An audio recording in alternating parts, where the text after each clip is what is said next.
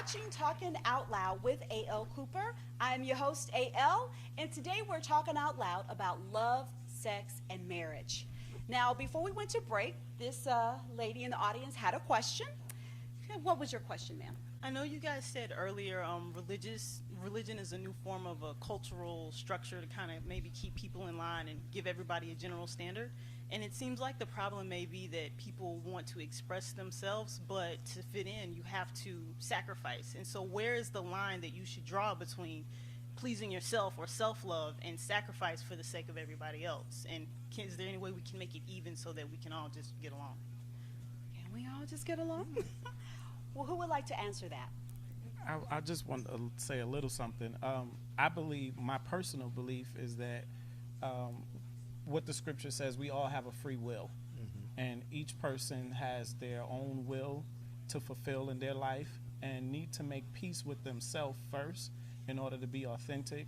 And then that peace that they need to make with whomever they call their creator or their God who they worship. Okay. And I was going to say, even like when, just with my own personal, transformation, you have to be honest with yourself first before you sacrifice or do anything. You have to be honest with yourself. If you're not honest with yourself, you can't really. It's not going to be. You can't come to any type of resolution, until you decide. Until you just realize, if you're gay, you have to be honest about that. I'm gay, whether you like it or not. Just be honest. Okay. We have another question. My question is more biblical to the address to the pastor. I understand the stories in the Bible of different sexual experience that relate to some of the things that we do today. And I do understand that everyone have a freedom to whatever sex desire or whatever they choose. But the Bible doesn't indicate that these different forms and different experiences are right. Actually, it condemns some of the experience that they do. So I wanted to make that clear. Thank you. Oh, okay. All right. Well, thank you for your statement. Wow, this is a hot topic. So what do you guys think? There are people that do believe that it is religiously wrong, point blank, and that it is just not right. However, there are so many people, like we talked about earlier, who are struggling. They are trying to be happy. And personally, I believe that anything that you can digest yourself, that is not harming anybody, that is not putting anybody else in harm's way and affecting anyone else's livelihood or health or even or mental capacity is okay. I mean, is that such a bad thing? I think that a gray area comes about because people are trying to balance what they feel with what society says. So who's to say that what society says is right? It's how I look at it also, because like from even a biblical standpoint, a lot of things that are biblical, you have to understand that that's information that's been passed down. It's been in many different tongues. So who's to say that we're getting full knowledge of what even is being expressed to us? So there's various ways you can look at that. Wow. Michael, what do you have to say? I agree. One of the things that I make a note of is that being a minister, I'm often asked if certain things are biblical, how do I define this, or how can I explain this or that? And the truth of the matter is, and I speak really for the church when I say this, is that they don't have all the answers. That is the clear reality that nobody's willing to say. They don't have the answers. So if we could come to the conclusion of being able to define certain things, and the thing that I'm coming to understand when I talk with people or counsel people, the reason people are moving from religion is because how could a God that created me, that says he loves me, that says he this or that, would send me to hell, would, damn me, would do all of these things to me, yet love me? So it's something people have a hard time wrapping their mind around. And it's the one easier thing that is easier to move away from, because we have the tendency of doing that. If something really hurts you, if something really condemns you, if something brings some type of shame to you, you'll move away from it. You'll leave it alone. You'll abandon it. It's the same with our relationships, with our families. And this is why so many people are closeted, because they have the fear of, if I express this part of myself or I express this thing about me, I'm going to be abandoned. I'm going to be ridiculed. I'm going to be stamped with some type of label or ostracized because of this identity. Wow.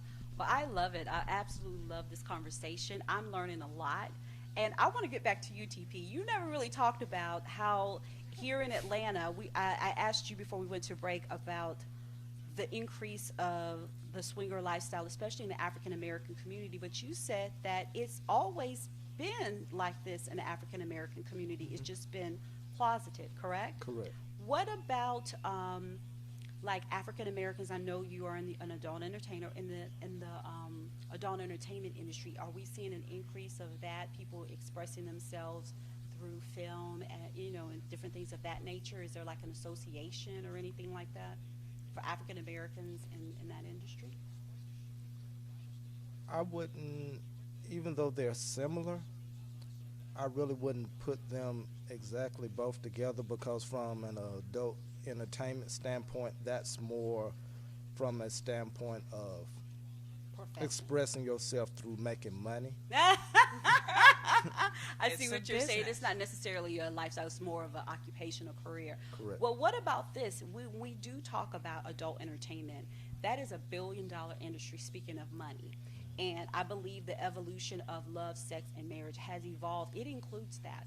More couples are now engaging together and enjoying adult entertainment in regards to clubs, not just necessarily swinging clubs, but even like here in Atlanta, the big thing now is everybody goes to the strip clubs. Right. Oh, yeah. And that is huge, regardless if you are gay, regardless if you're straight, if you're a Christian, if you're not a Christian, if you're whatever religion you believe in, that is like the everyday club.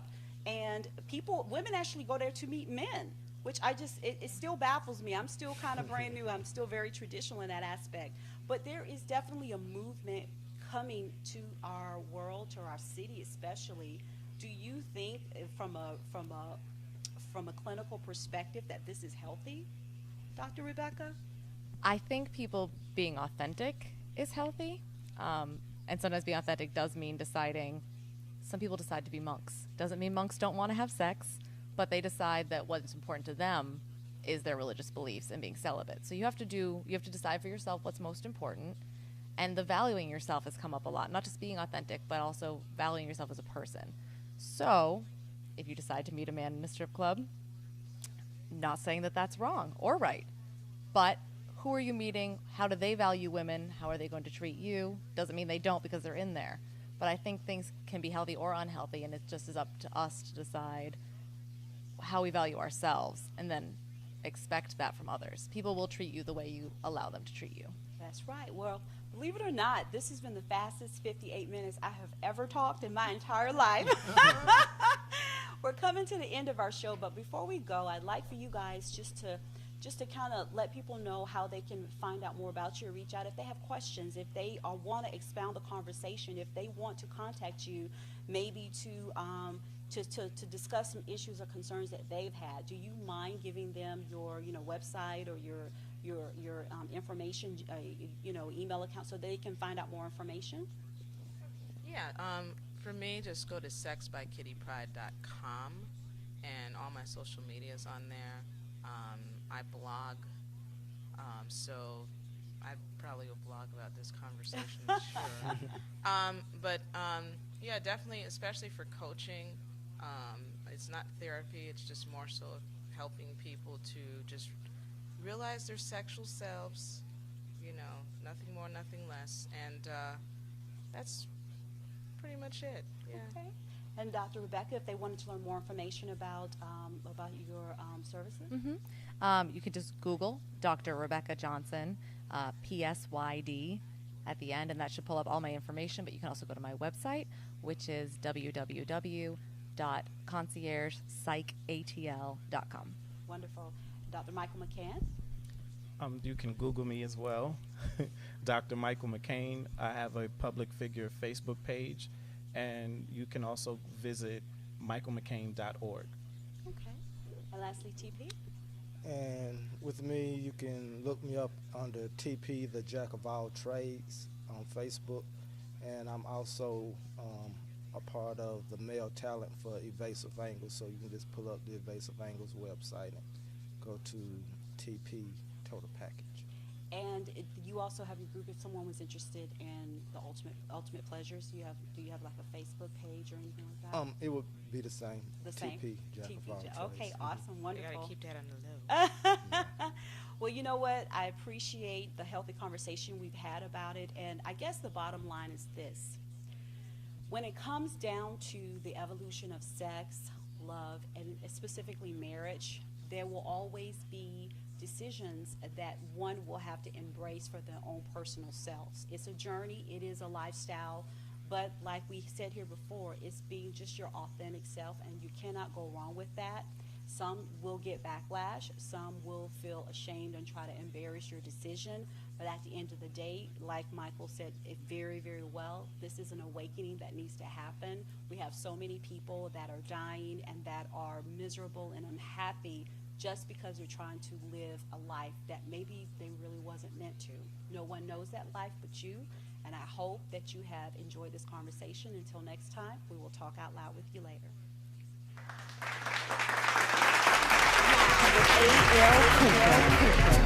She's talking out loud, but she's saying something. She's talking out loud, but she's saying something. She's talking out loud, but she's saying something. She's talking out loud, but she's saying something. Politics, religion, fashion, people, passion, lifestyles, no topic too wild. She's talking out loud, but she's saying something. She's talking out loud, but she's saying something. She's talking out loud, but she's saying something. She's talking out loud, but she's saying something.